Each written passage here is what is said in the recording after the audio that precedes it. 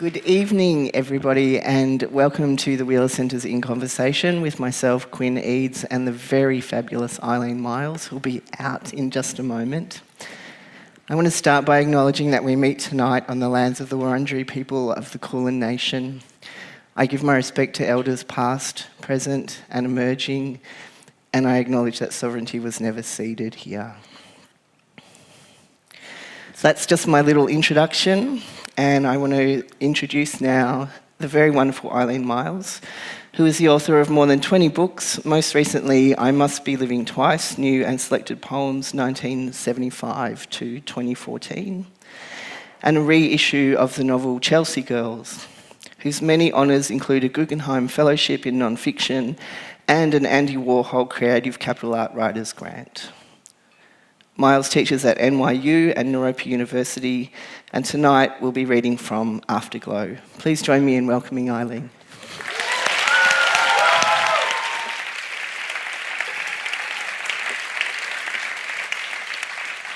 Thank you so much for the Quinn. That was fantastic, and I'm so glad to be here.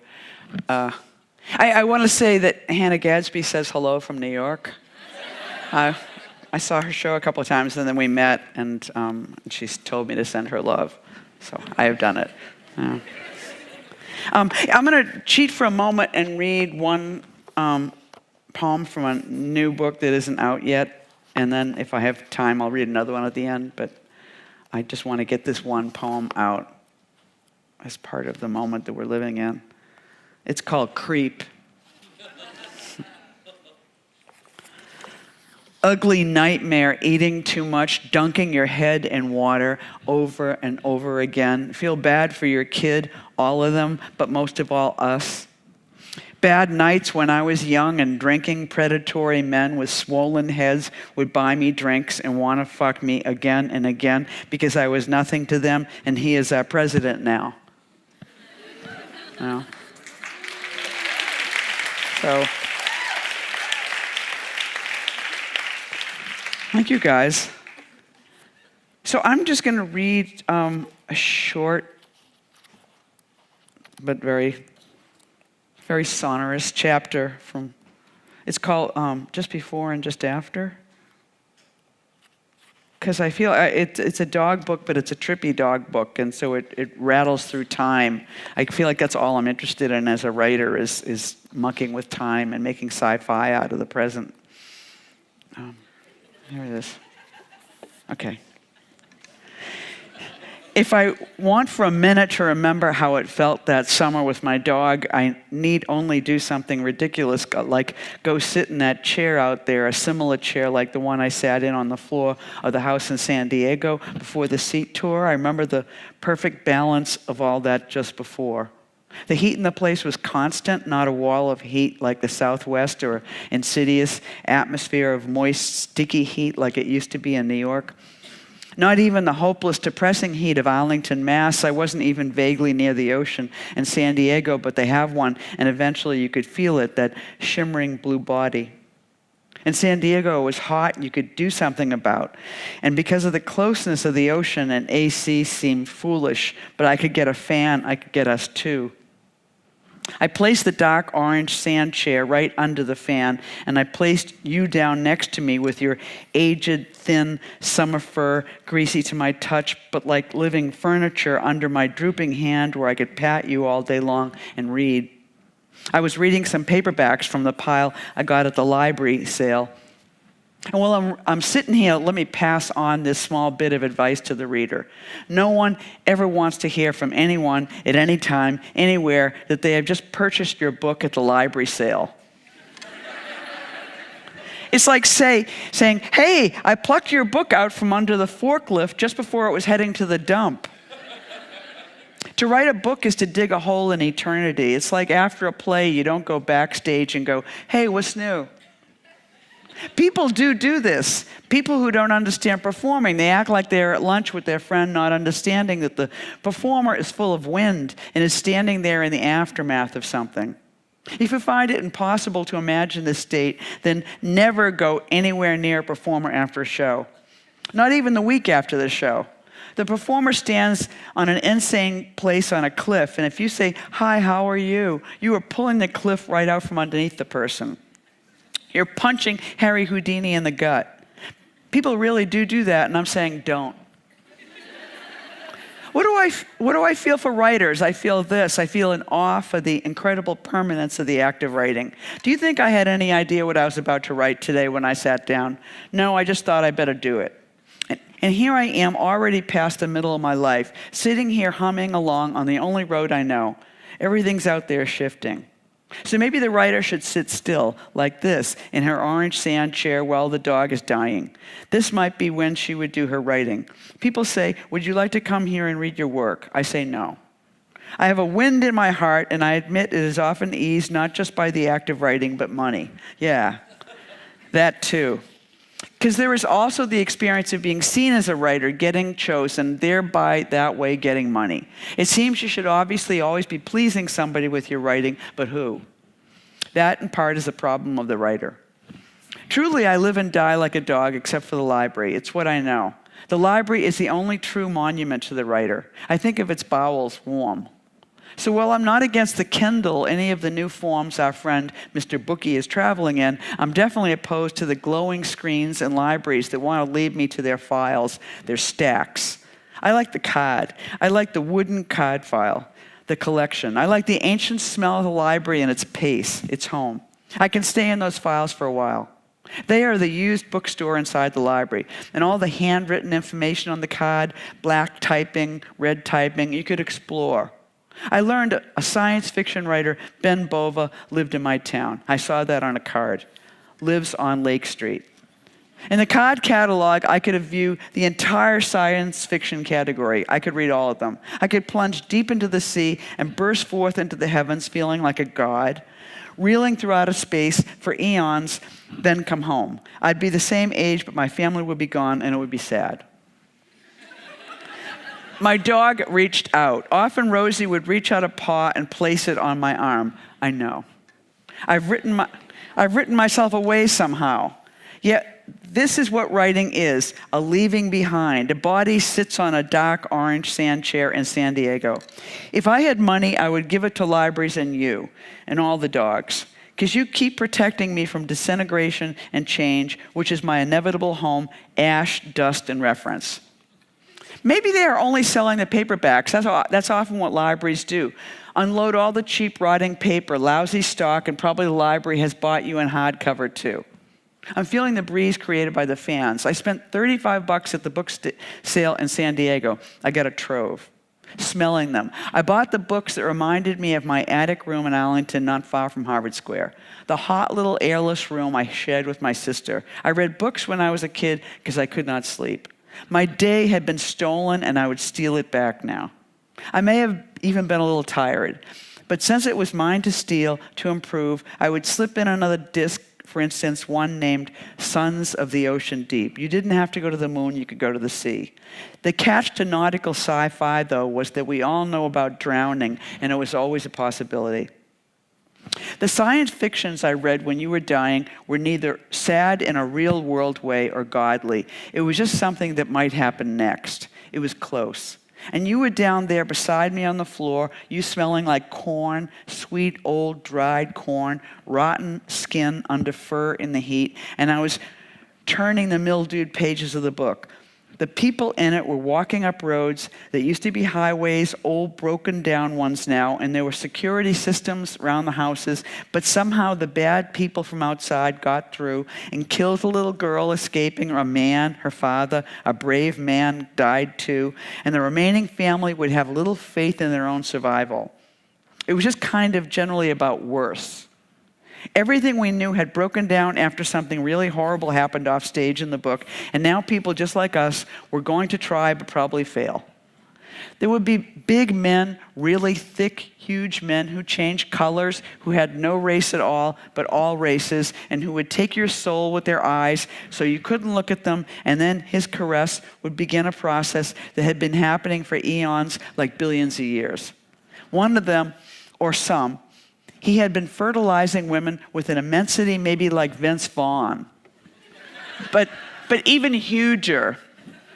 Imagine him, Vince Vaughn, always for me a little gross, impregnating across lifetimes, not just one man, one bad doctor, but impregnating everyone and sometimes pretending to be a woman, say Whoopi Goldberg or Condoleezza Rice. Imagine Condoleezza Rice impregnating many men and women across hundreds of thousands of lifetimes. For instance, we have to go back a little bit. Early in the book, I talked about George Bush, who, in fact, I've read this on good evidence, would sit in the Oval Office and you'd hear him fart and then you'd hear him laugh. So I refer to him in this book as the farting president. Okay, so that's what I'm talking about. For instance, one day, she normally goes into the office of the farting president. He looks remote, sad. She's a very smart woman, and in this particular life, maybe an Ivy League dyke, goes, "Oh, Georgie." This is their private talk, a little under it, I guess. "They don't like me," he says, crestfallen, while sitting in a pool of his own smelly farts. "Come on, how's about a hug," she says. She has said this to him so many times, but this one time it is the plan. He himself is turned by the embrace into a serpent female from another galaxy, and they are pregnant for thousands of years. It is in him, it has always been in him. It was the plan when his mother, and this part I've read on the internet, this is totally true. It was the plan when his mother was husbanded by Aleister Crowley in order to let the serpent female of UX18 into the human fold. It seems the little squirt was also the hole in the dike. It is no joke, the pun inherent in a lesbian name. A lesbian is actually a kind of punctuation, a stoppage in gender in which the characteristics of one kind swirl with the other publicly. A lesbian might be supra-female, or a lesbian might be quasi-man, or both. She might be shifting and changing herself. Just to say briefly here, the homosexual, but particularly the lesbian, blatantly reveals the deeper plan inherent in the universe, and the resistance to the many levels present in the universe notably often gives rise to violence. Any culture that suppresses the lesbian will die. It is happening now, the reformation of the culture, because of this crucial embrace, long planned between the midget president and Vince Vaughn, this mating at last long foretold with the serpent queen. Crowley was such a fool.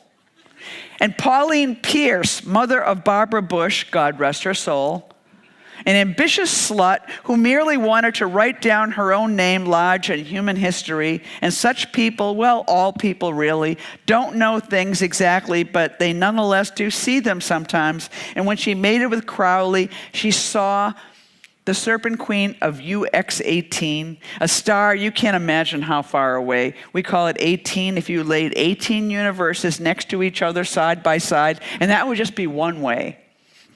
You've got to return, but when you're traveling these kind of distances, it is entirely accomplished by mind. Pauline Pierce saw her in the distance as Crowley's forked penis entered her quim. She saw the serpent queen, and she saw behind her a little boy sitting in his chair with a lollipop in his mouth. And she saw an eagle emblem behind him, and she was confused and dazzled by this vision. She wrote about it in her diary. Condoleezza gives us a hug. This was their talk. She had said this many times, and the tiny boy climbed down from his chair in the president's office, and coming up to her, he was a man, and he needed this size for broadcast and cable television, and especially for this one moment, I am sitting in my sand chair in the yard, to have the millennial hug, and now everything and everyone in the universe was truly gone, or else we hang thither, just before and just after. Condoleezza Rice was now the giant, immense, oozing man, and the tiny president was gone, and now one side of the universe for all time, unless something else happens, was impregnated by the other, not just for now, but for millions and thousands of years. And when the child of that union finally comes to term, it shall be an army, and it will slay whoever is left to fight on the dear old planet Earth. There is a war. There will always be a war, but this is the war at the end. Perhaps it is happening now. Pull close. At this point, Rosie, my big-eyed angel, did look up, and she did know, and she will No, even unto the night I saw the possibility of leaving. No, I would not go flying with you, floating out there in the gray ether, surrounding your death and beyond, as if death had a lawn, its spaciousness. It's kind of ridiculous placing down my Diet Coke, I said suddenly. I stopped patting her.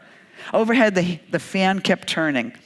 People on this planet are so enmeshed in their limited understanding of gender when, the President of the United States, who aside from any opinions you might have about his policies, the war, and Rosie nodded, and Abu Ghraib, since dogs are the original picture givers and takers of the universe. Children are too, but they lose that power. Most of them do. The rest are unaware of what they've got. They might use it, but they don't know it. Dogs know. That is why it is so wise to have a dog. Rosie had been to Abu Ghraib and ever so gently nudged the soldier who took the pictures, first to take them because he knew in his gut the way they were partying with the prisoners was wrong, and later, nudge, nudge, to send them home, though his commander kept making it known that what happens in the grave, that's what they called the place, what happens in the grave stays in the grave. But he sent his pictures to his mother, who worked at the local paper in a very small town in Gardner, Mass. Even though the president allowed and was around so much that we know to be evil, he did seem to be a very ordinary, very essential guy, an American man. Remember the joke about what he was giving his wife for her birthday, and he winked lewdly at the press corps? At that moment, you could certainly buy that it seems we are living in a very dumb, almost charmingly frank men's club. If anyone was just a man, our president was, yet he was a woman of destiny, the serpent queen, as promised in the libraries of all cellular creation and non-cellular. Is everything alive, you might ask, in a library? Yeah, that's a big question. Is everything a library too? Yeah, and well, no. Let me answer the first question. What do you mean by alive? Perhaps I can offer a quote here from a very famous female scientist who put it this way: if every cell in your body had a vote, you would be in the minority. There is no self, no you. There are many cells, not all are alive, but everything is in play, creating the conditions in which you are living. Now, what is your question? I stopped there.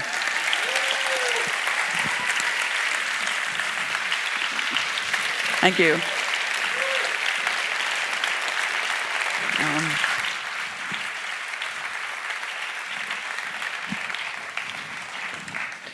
Thank you so much, Eileen. That's one of my favourite bits in your book, actually. And I have to tell you that outside there, out the curtains, there's a blue light, like a disco kind of light, and your book glows.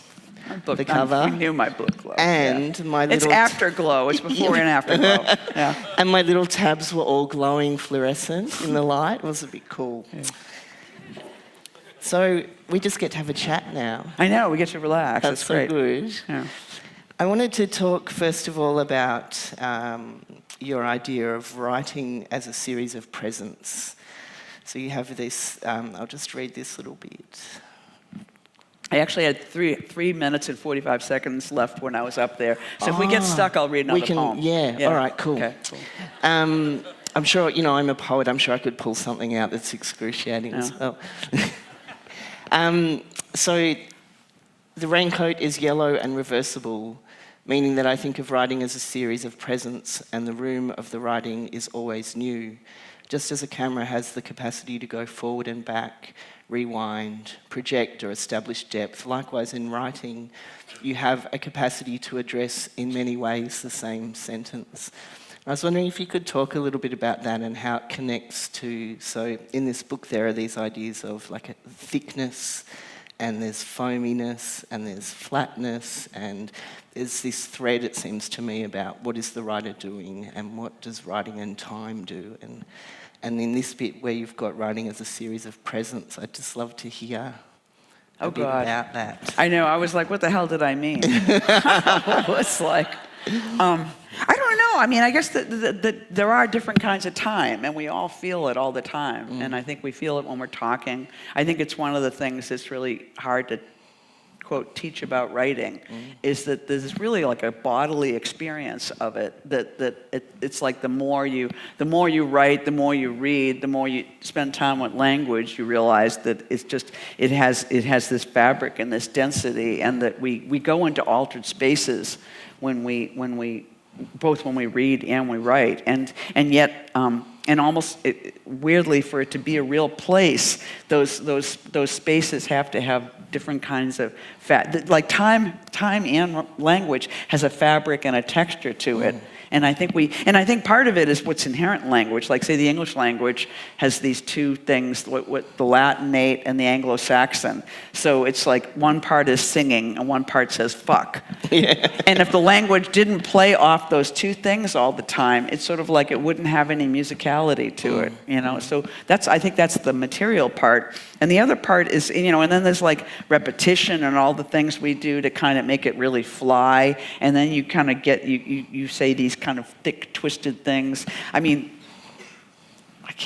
I think it's as far as I can go. It's sort of like, I think it, yes, I'll leave it there. Yeah, I love that. It's got a lot, language has a lot of stuff. Yeah. And I think we employ all of it to kind of hyper drive on the surface of it as if it's really fast and slick. And I think too... Did you know what I meant? I did know what you meant. Yeah. It actually made me think of those little water bugs that glide across water really fast. Absolutely. And also the idea, so my 7-year-old is obsessed with meniscuses. Is that the plural? What's the Is word? it a meniscus? So the top of liquid. And so if he fills the cup really, really, really slowly, he can get it to go up above the rim, and that's the meniscus there. Because I was thinking a knee, isn't that? I thought the knee was the meniscus. What is that? What's that? That's something else. The series of presents. Is there a doctor in the room? The series of presents for me is very much what like writing is for me. Once I'm there and I'm writing, I don't really know where that stuff's coming from, and I don't really know where it's going. And sometimes I can read things I've written and go, I don't remember writing that. I don't know how I wrote that. I don't know how I'll write it again, but I seem to be able to. And that there is this space of flow when we write that makes this kind of thick, foamy room. And it's very beautiful. So I just have a series of things like this. You talked a bit before you started reading about time, and it's a very Western concept of time for us to go before, now, later, and I really love this idea that time kind of sits on top of itself, and that we're always in what happened before and what comes later and what we're doing now, and then everything in between. And you have this part where you say, my dream is that history is backwards. When I say what? My dream is that history is backwards. And I was wondering if you could talk a bit about that God, you're asking dream. me these really hard questions. I'm sorry. What was the thing you said just before that? I know, I'm going to ask a you big day, I'm trying to remember.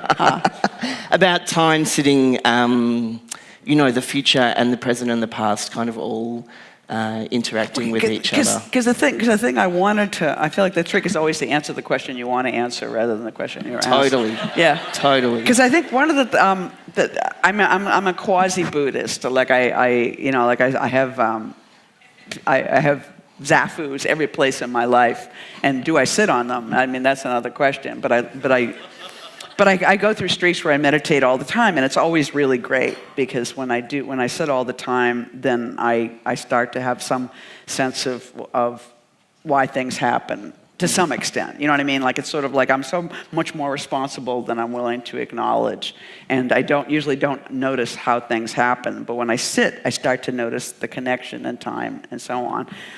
But I have sort of, at times I've almost had teachers. Like I've a few people who are like very wise who do Zen, and I've listened to them talk, and I've done, like when you have like a Zen teacher, you do this thing called the interviews, and you go into the room and you bow and they bow, and then you ask a question, and that's, I've gotten amazing information from these kinds of exchanges. But the most important thing I've ever learned from Buddhism, and I think I have to prepare the table for this moment, is when you ask a question of the teacher, and you say, well, what is, like, what is time really? And the teacher goes like that. I wanted you to hear a big bang, but there was no big bang.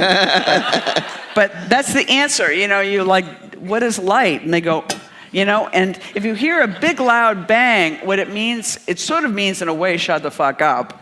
But it also means like, when you hear a sudden bang, then all times go into one. It's sort of like everything stops when you hear a loud bang. Like my favorite thing with an animal is when you're in nature with the animal and you're hanging around the house and suddenly you hear this boom and you and the animal look into each other's eyes. Yeah, and it's the most pure experience you could ever have because you're both going, what the fuck? Yeah. But without words. Yes. And it's so glorious. And I think that's the meaning of this, that it's sort of like, in a way, there's only one time, but it takes so much for us to get to that realization, And I think that's the great profundity of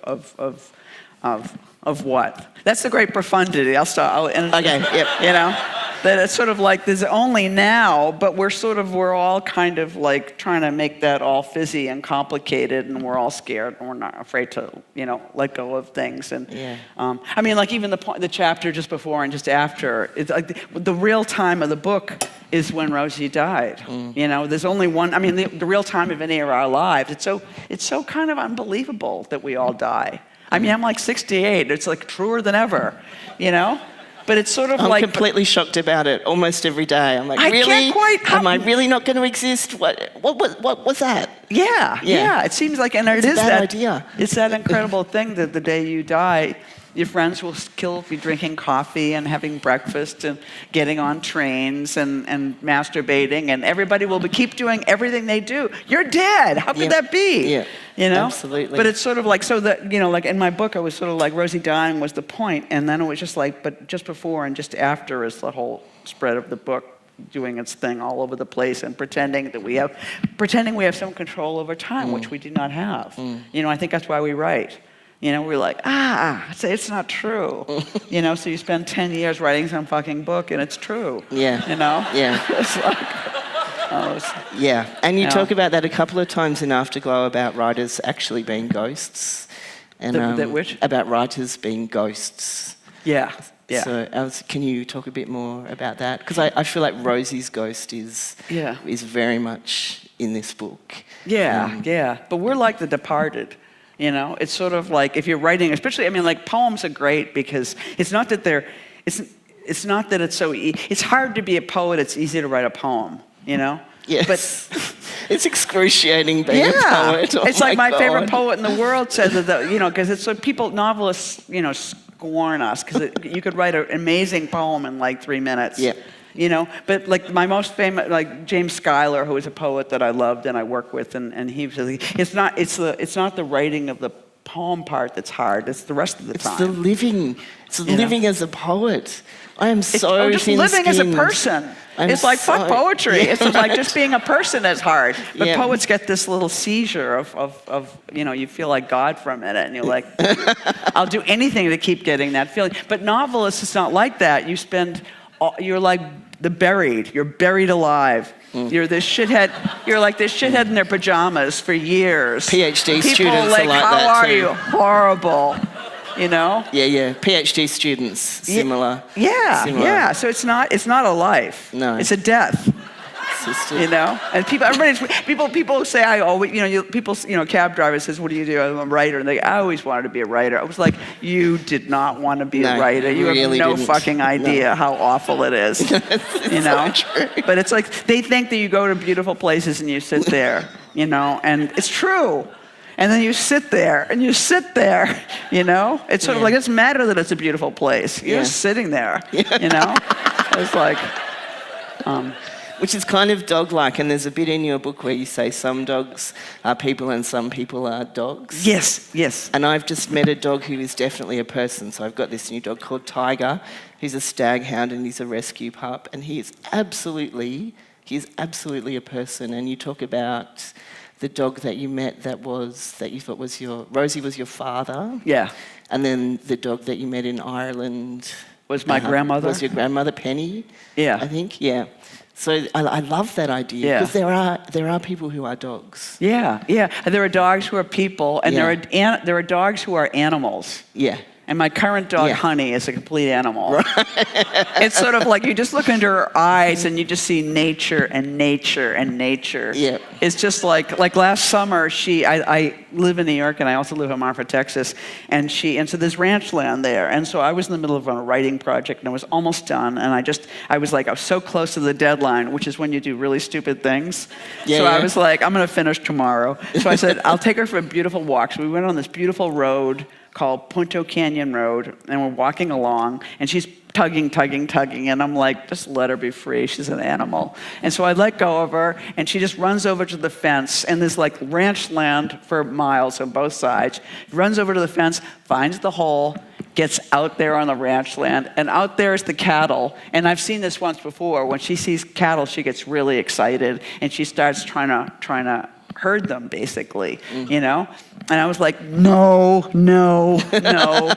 And it's just like, and I felt like, I'm not chasing you this time. I'm just going to stand here, because I know what you're going to do. You're going to run around, and then you're going to come back. So I waited, and then it got darker and darker and darker. She was gone for 4 days.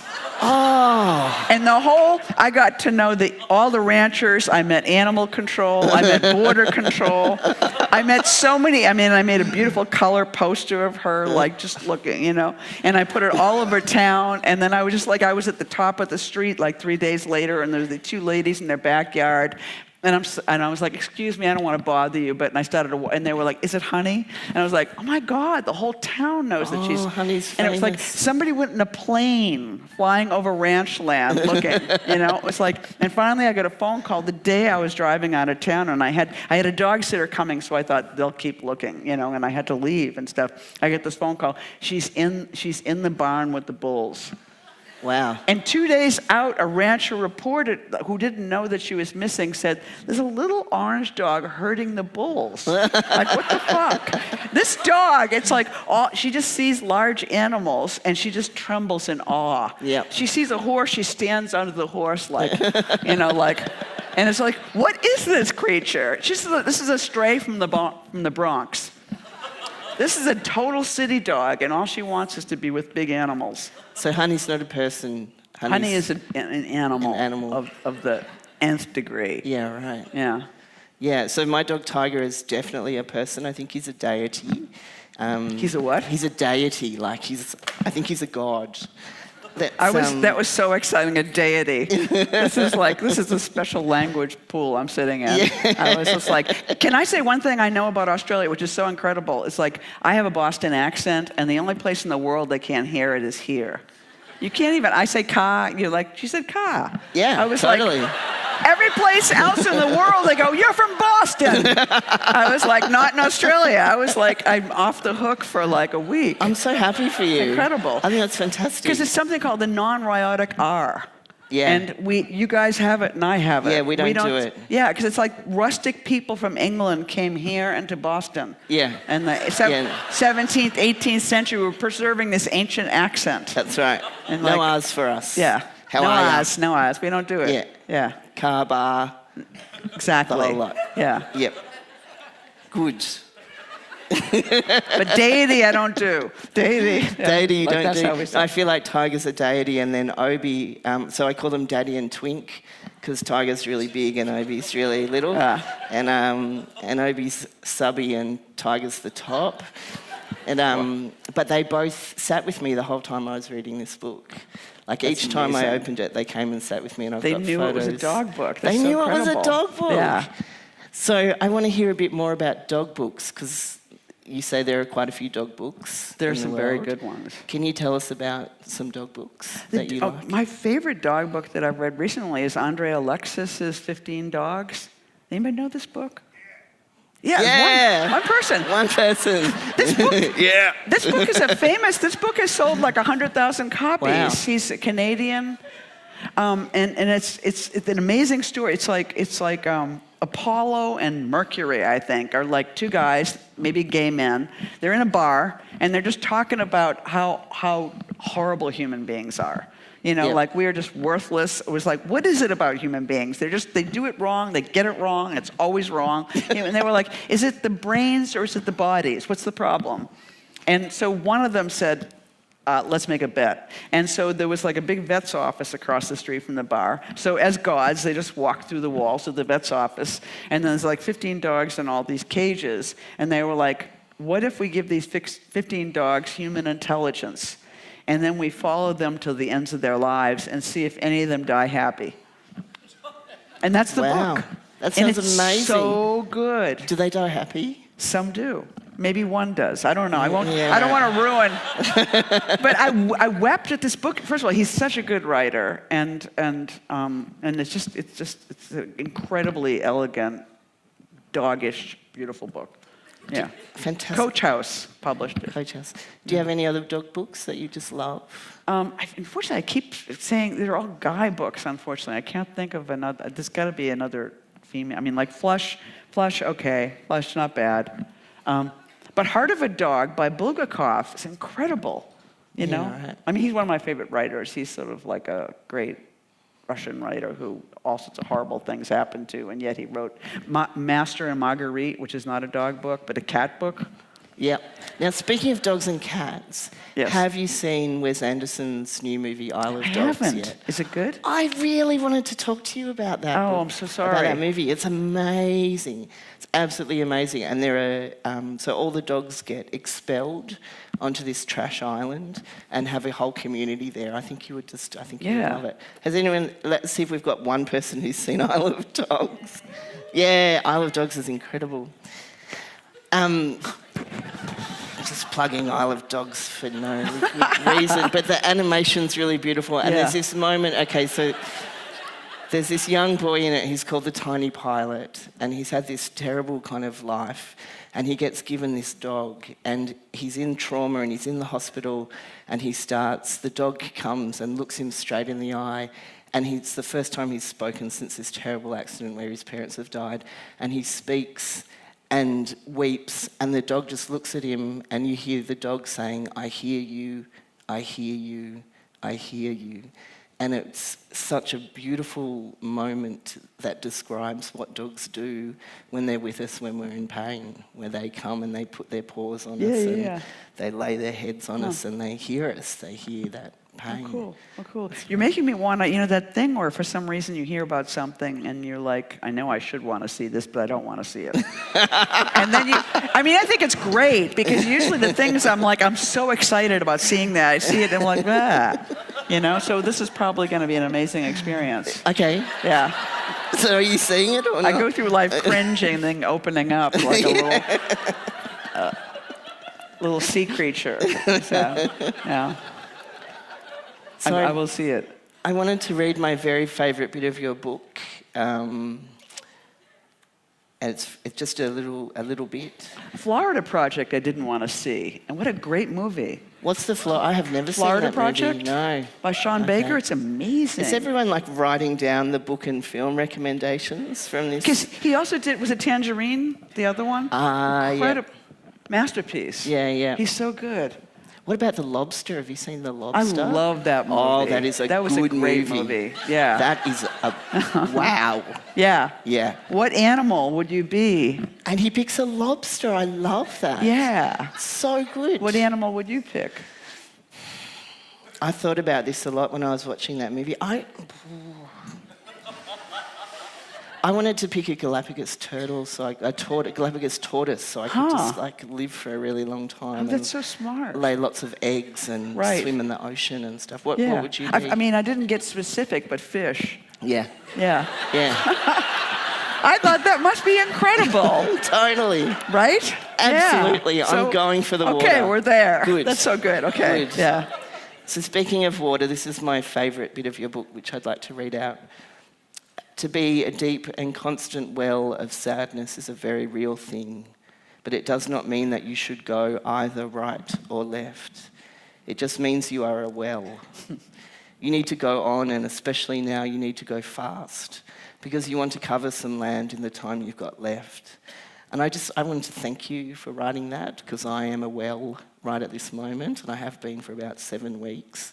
And it really I love when writing makes you come alive and speaks right into the middle or the centre of who you are, and that's what that did for me. Thank you. Thank you for that moment. Hey, you guys. So I think now's probably, we've got about 20 minutes, so we'd really love to have a conversation with you guys in the audience as well. Hi, I was just wondering if you could talk a bit, it's a bit of a broad question, but just about your approach or philosophy around teaching writing. I think it's pretty simple. Well, the first part is reading. Like, I feel like it's sort of scary when you teach a writing class and you realize that people are not reading voluminously, because I think I think you learn so much from just copying other people and not being at all even slightly afraid of influence. Because I think of influence, it's just sort of you devour things and it just comes right through you, and what's yours sticks and what isn't yours doesn't stick. So I think it's great to copy other people, a lot. And then mostly I think to not shoot for perfection, to just write a lot. Like, I think you learn how to write by writing, as well as reading. And so I think to not try too hard to fix things and edit a lot and make this incredible thing that I just wrote now be perfect, but write something else, and then write something else, and then write something else, I think to be really productive, to my mind, makes a lot of sense rather than to be a perfectionist early on. I mean, I think editing is the great pleasure of writing at a certain point, But it's sort of you got to be at that point. You got to have something to edit. Yeah, and you don't know how would you know which thing to edit, So I think you have to have a lot of choices, I teach writing as well, and I had a first-year student who came up to me and said, Quinn, I really want to be a writer. And I was like, great, what do you like to read? And he said, no, I don't read. And my stomach just kind of dropped. Yeah. And I went, oh, well, what genre do you like? And he said, I don't know. And I kind of went, he said, I think I like crime. I was like, great, can you go and read some crime? Yeah. And then let's talk about it. But yeah, reading is writing's other half. Yeah. You can't have one without the other. I mean, I think I'd rather read than write. I mean, I just feel like when I think about time, I just want to lie around, read books, forever. Well, and then you've got a hand for one hand for the cup of tea, one hand for the book, rather than having to have 2 hands just going all the time. Yeah. More relaxing. Yeah. Hi, Eileen. I have a question. Thinking about, a film like Laurie Anderson's Heart of a Dog, for example, and the way in which we work with empathy in relation to our environment and non-object actors and things like that. How do you position yourself as a writer who is evidently so sensitive to things like fish, and you made a reference to being, a bit like a sea urchin or a sea creature earlier. I don't know, do you have any feelings about the Anthropocene or your relationship to the world? It seems something subtly evident in your work, so. Do you mean how do I feel about being a person living at the end of the world? Or... Yeah, that's perfect. Yeah. Huh. I mean, I feel like as soon as I mean, I don't know, there's the biblical part and then there's the real part, right? I mean, I feel like I was brought up Catholic, which is not to say that we were brought up to read the Bible, but I knew that there was this idea, that there was the end, and there was many different versions of the end. So I got brought up by lesbians, so similarly, lots of ends, like climate change, the ozone layer was disappearing, there was going to be a nuclear bomb, really political, kind of radical lesbians. So similarly, even though not Catholic... Well, this is the religious end. But so much end of the world. Yeah. I mean, I just feel like when the concept of the end was presented to me, I was certain that it would happen during my time. I mean, I just, I feel like it's sort of it's the opposite of, or is it the opposite of death? I mean, as soon as I find it hard to comprehend that I will die. I mean, like, I know you'll die, but me, But somehow everything and everybody dying I can get into. But it had to happen during my, it had to happen when I was alive. You want the rapture now? Yeah. Is that yeah. it? Right. The fact that we're making it is awesomely horrible. And I think that right now, of course, America has a president who's like so excited about it, And I think I was on a gig in Miami. I think I don't know why it's important that I was in Miami, but I remember the guy who invited me was driving me back to my hotel, and we were talking about all the different attitudes towards like the eco disaster that we're living in. And that it was interesting. He said, I thought this was so interesting. He said he thought it was possible that the people like Trump who were acting like, no problem, no climate change, whatever, we're just going to drill in national parks and we're just going to like drill in the ocean and we're just going to take all the risks, that they too knew that climate change was true, but their response to that was like, let's fucking party. Yeah. Let's make all the money we can. Let's drill. Let's take. Like, it's sort of like kind of a junk. It's like some people. It's sort of like if you realize you're an alcoholic, some people will like, let's get drunk then. Yeah. Whereas other people realizing you're an alcoholic means maybe I'll stop drinking. And I think that, and I think it is the battle of these two kinds of personalities and everything in between. And I think the question really is, though, who has the reins? And sadly and wrongly in America right now, the party animal has the reins, and it's really scary and horrible. So I think the only thing I can do about that is, besides wanting to, disrupt that presidency and get somebody else in office and whatever, is to try and live slowly and delicately. Live like a dog. Gracefully. Well, live in time. Try and be as close to time as I can be, and notice the fabric of this, and try and be gentle and not an asshole, which is not an easy thing. Thank you for asking that. Up here, hi. Hi. Sorry, I'm a bit nervous. I was just wondering if, sort of, as someone who writes about such, personal things, I was just wondering about how much you sort of think about your reader when you're writing, or whether you sort of think of writing as sort of like an insular, maybe sort of selfish act, sort of for yourself. Oh, well, I mean, I think it absolutely is the latter. It absolutely is a selfish act for moi. I mean, I think because if I didn't like doing it, I wouldn't be able to do it. I feel like I'm like a really lazy person that's found a form of work that I'm happy to do. And also that nobody's my boss and you get to do it alone, and, the whole thing. But and in your pajamas. In your pajamas, yeah, exactly. But I think that I think that everybody who writes is sort of a listener in a way, and also, I think that there's a number of interesting things I've heard in my life. I mean, at one time I heard somebody on a panel say that reading was how they discovered that other people were thinking, Because when you're a child, people are always, you're full of all these thoughts, and nobody has the slightest interest in what they are.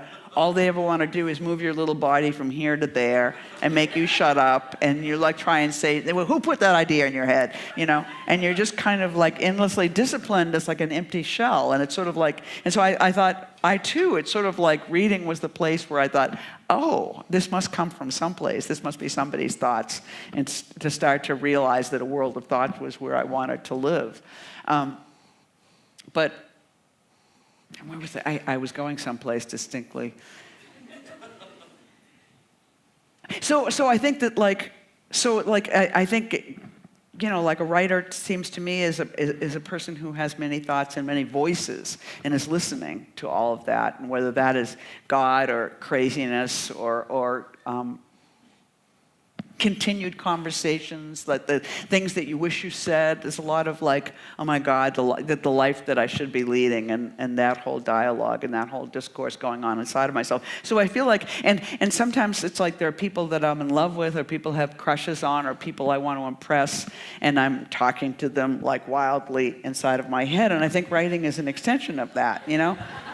So it's sort of like my reader is whoever I'm in love with today, you know? Or whoever I'll start to have a thought, and then it'll start to turn into a joke. I mean, that happens to me a lot when I'm writing, is I think I'm funny, and I'm like, this is really great, you know? But it's like I picture you laughing, and there's usually a particular you. And it's like I want somebody to think I'm amazing, and they were like, they'll die when they read this, you know? What about, I have the opposite. I go, oh my God, this is so sad. This is so full of pathos. This will kill them. This is just going to slay them. It's an axe. It's an axe. And then I'll stand up and read it and everyone laughs. And I'm like, I didn't know that was funny. I thought that was devastating. Right. Yeah. I mean, it's true. We have no control of it once it gets out of our hands. Like if you stand there and you're reading and you're like everybody laughed right here, so you're like ramping up to it like... and then they don't laugh, and you're like, what the fuck, you know? And it's just like, so, yeah, it's... But so I think that my readers are this like I heard like somebody, like John Ashbery has this beautiful book called 3 Poems, which is prose. And when somebody asked him how he wrote it, he said that in therapy he was talking about all his frustration or all these things he wanted to say to people and how close he wanted to be in them. And the shrink said, well, why don't you write a poem to all those people, you know? And so, of course, he forgets who all those people were, and there's this beautiful piece of literature. But I think it is this desire for love and conversation and to connect, you know? And it's sort of like, and that drives the writing, and then, of course, where it goes finally, we don't know. But the reader is buried in the text for sure. Okay, we've got a question over here. Hello, Elaine. During your reading, you read this sentence, writing a book is like digging a hole in eternity. Can you expand on that? I think it's the same pajama theme. It's just it's you know, like in maybe the loftier version of it, which is to say that it's sort of like you're doing this beautiful, deep thing, but also you're doing it alone for days and days and days in your house in another location. So it's sort of like, I mean, I think what the writer really does know about is time, because all that dirt, all that, you know, like slogging is on you. By the time the book is finished, you know how long that took. That's incredible. Like this book took 10 years, you know, and it's like I used to feel ashamed. I really wanted to be one of those 2-year novelists. You know, it's like I'm just not made that way, you know, because I do too many things at once, and I'm very distracted and very Sagittarian, and it's just like, I couldn't, well, I don't know, if somebody said, stay home for 2 years, Eileen, here's all this money, don't do anything else, don't read your email, don't travel, maybe I could write a book in a year or two, but somehow I don't live that way, and so it winds up being this long, slow, you know, and then I think, well, look, I think of the Odyssey. How many years did that take? You know, it's sort of like these are epics, you know, so they should take decades. You know? I had an amazing writing teacher. I was racked with guilt in my early 20s to mid-20s about not writing every day. I thought that to be a writer you had to write every day. And when I was doing a subject with her called Journals, Diaries and Autobiographies, and she told me about this person who wrote their diary once every 7 years. And it was so freeing. That's so beautiful. Like, that's fantastic. Yeah. You know, I don't have to write every day. And actually, for me, writing is living. I have to live to write, and often I'm doing that in my head. You know, you have to live to write? I have to live. Yeah, well, all of my writing is kind of autobiographical and life writing, so... Oh, I see, you have to have a life, yeah. Yeah, if I'm not having a life, I can't write. I can't write my life. But also there's something happening in the back of my head that is also a writing process, and writing isn't always just hands, you know, the physical act of writing. Right. It's the deep listening that you talk about. Listen here, listen hearing. Is that right? Choose listening. Yes. Yeah, it's that. I've got another question over here. Hello. Hi. Hey. I hope I can do this right. I think I've one question with two parts, or one question that needs a preface. I feel like I have to take notes. But it's just, but really, it's just one question. Okay. But I just wanted to show my notebook and my pen. So you talk about time a lot, and you talk about you've been over time. But I noticed that you talk about location and place a lot, and tonight you've mentioned place. Just a second ago you were talking about Miami. And so I just wonder if you have, this is not the question, this is the preface to the question. Is time and is place as slippery as time is? That's the preface. The question I want to ask is, I'm moving to America, I'm moving back to America in a week. And I just want to know if it's really as terrifying there, inside America, as it appears to be from the outside. Wow, that's such a great question. It's really great to be outside of America to look at it, I'll say that. Like I was in the UK when Trump was inaugurated, and it was so great to watch that from London rather than to watch it from the United States, you know, because it was just like, I don't know, it's just every bit of that was just something that you didn't want to be close to. I don't know, it's very hard to say because it's just like you kind of, everybody, it's like when 9/11 happened, and I remember we had a lot of, and things were very different initially in a certain way that was thoughtful, and like from inside of New York, like we were like, we certainly didn't want to wage war as a response. We were shook, and we were like people as a group who were coming back from something, and of course coming back from something that we had wreaked all over the world. You know what I mean? It was just sort of like, but I think we felt like we became part of the world at 9/11, where it was like this weird thing that America does all these horrible things to other countries, and somehow this is not supposed to happen on our shore. But there were a lot of quiet conversations, and we were all like, was this... And then when it started to ramp up and get political, we were all like, was this what World War II felt like when people in Germany were suddenly seeing fascism come? And so I think there's a lot of, like we almost forget to ask that question right now because people, it's just like, is this it? Is this, like they just took out the word, I mean, in some, something about, not freedom of speech, but the importance of a free press was taken out of some government document recently. I mean, like they're just making small changes, like I guess they can't just change the Constitution, but it's so kind of frighteningly right wing, and I think like Trump's disposition and his open mouth, like his openness about how completely racist he is making so many people feel comfortable, voicing those kinds of things. And so that's, kind of but on the other hand, it could be, I mean, like, I don't know, lots of us feel like it's the end of the American empire, like this is it, But on the other hand, it's sort of like, it's a great reckoning, because I've never been in so many profound conversations about race and class and sexism. It's sort of like, I mean, just the fact that we couldn't elect a completely competent female. We had to elect a completely clownish and nightmarish male, like is such an inventory. I think we didn't elect him. We elected her. But so much in America conspired to put him in office. And I think everybody's really experiencing that inventory and living in it. I mean, I think it's sort of an interesting place to be, which is a horrible thing to say, but because I think America's looking at itself. I mean, and probably race more than anything right now, and understanding that we didn't get to this place by any other means than what we did, which is to be a country that first did a genocide and then brought in all this labor and made them work, and still, it's just like it's still. To be black in America is to be in I don't know, is to not be a full citizen, and people are starting to understand that in so many different ways, and we need to know that, So I think it's not a bad thing to go back, but yeah, you'll be shocked, I suppose. So we're kind of running out of time, but I'm aware that there are two people here that have been waiting really patiently. Yeah, can we keep going just for these last two questions? Hi, Eileen. Thank you for coming to Melbourne, and thanks, Quinn. You're doing a great job. I also wanted to talk a bit about the context in which we're living, and I guess politically, like things have changed so much, so rapidly around gender and gender identity and transgender affirmation of who we are.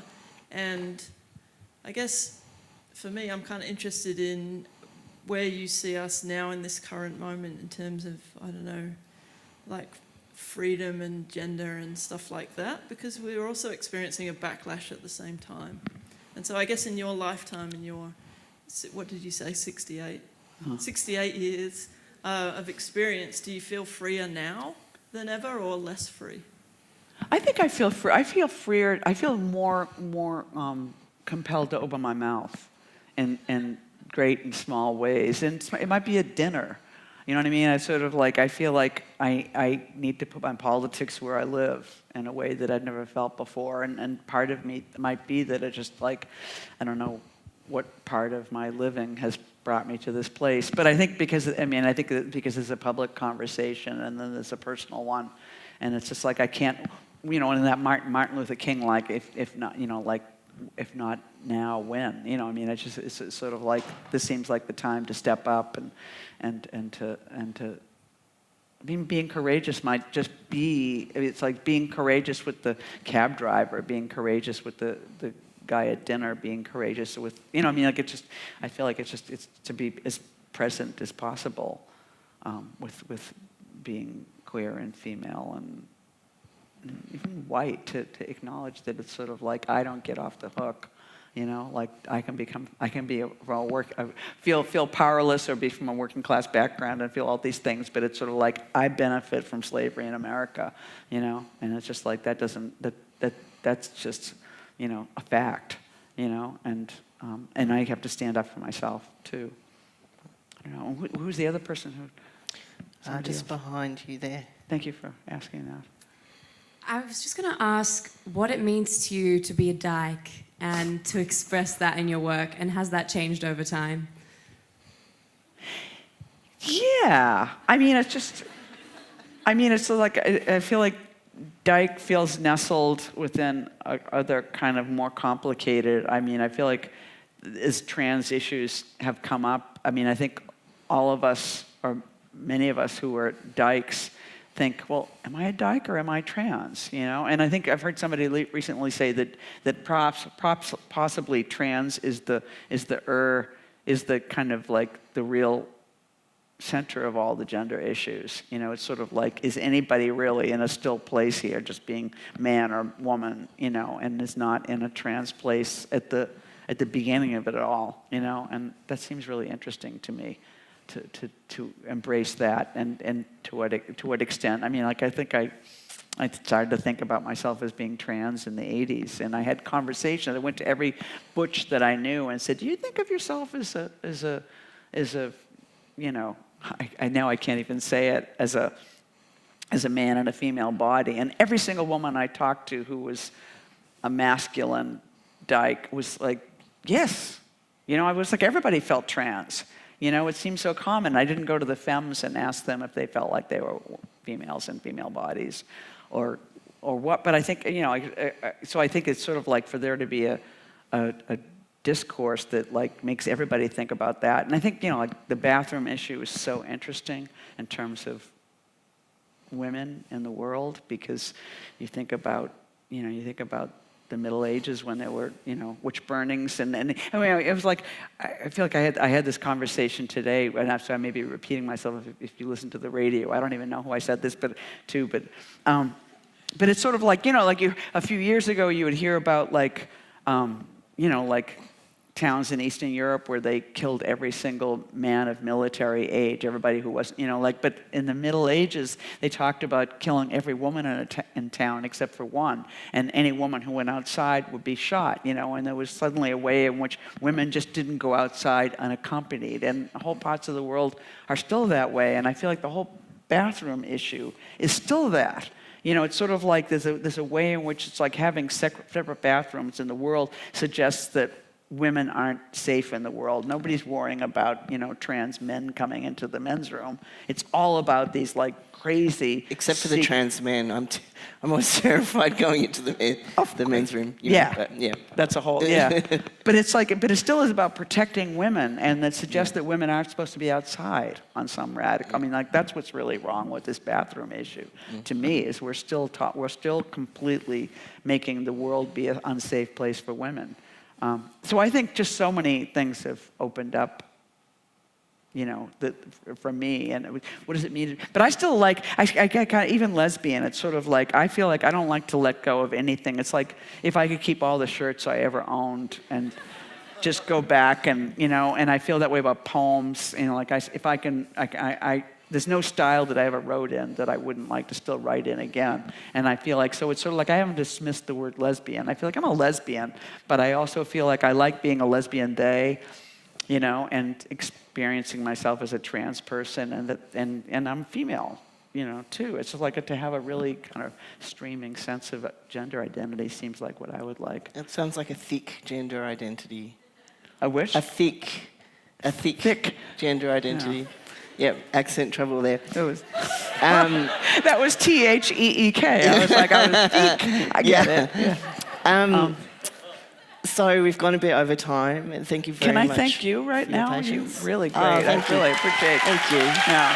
Thanks, Eileen. Visit wheelercentre.com for the best in books, writing and ideas from Melbourne, Australia and the world.